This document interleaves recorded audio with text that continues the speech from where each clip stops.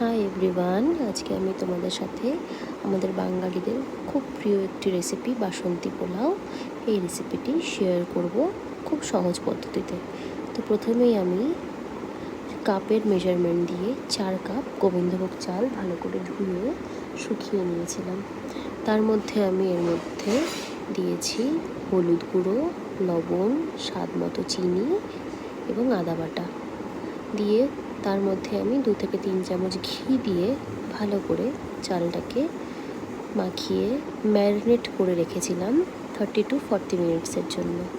এরপরে আমি গ্যাসে কড়াই বসিয়ে তার মধ্যে একটু রিফাইন্ড অয়েল আর একটু সামান্য ঘি দিয়েছি। ঘিটা তোমরা তোমাদের মতো কম বেশি করতে পারো। দিয়ে এর মধ্যে আমি অ্যাড করেছি গোটা গরম মশলা, তেজপাতা থাকলে তোমরা তেজপাতা দেবে, আমার কাছে ছিল না তাই আমি দিতে পারিনি। দিয়ে আমি কাজু কিশমিশটিও দিয়ে খুব ভালো করে ফ্রাই করব।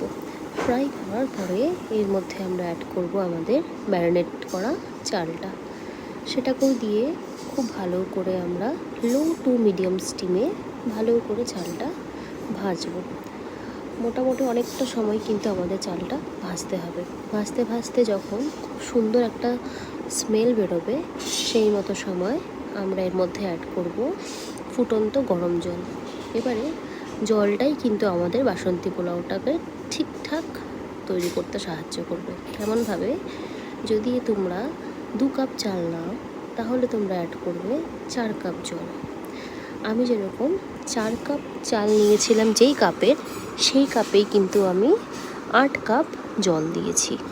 এইভাবে তোমরা যদি জলটা দাও তোমাদের কিন্তু পোলাও একদম ঝরঝরে হবে। তারপরে যখন চালটি ফুটে উঠবে তখন এর মধ্যে তোমরা অ্যাড করবে চেরা কাঁচা লঙ্কা, সেটাও তোমাদের স্বাদ মতো। আচ্ছা, আমাদের গ্যাসের ফ্লেমটা কিন্তু রাখতে হবে এই সময় মিডিয়াম টু হাই ফ্লেমে, ঢাকা দেওয়ার দরকার নেই। চালটা যখন ফুটে উঠবে তখন কিন্তু আমরা খুন্তি দিয়ে খুব সুন্দর করে এরকম করে নাড়াচাড়া করব। নাড়াচাড়া করতে করতে যখন জল শুকিয়ে যাবে তখন কিন্তু আমরা গ্যাসটা বন্ধ করে দিয়ে 15 থেকে 20 মিনিট রেস্টিং টাইম দিয়ে তারপরে আমরা পোলাওটিকে সার্ভ করব। Thank you.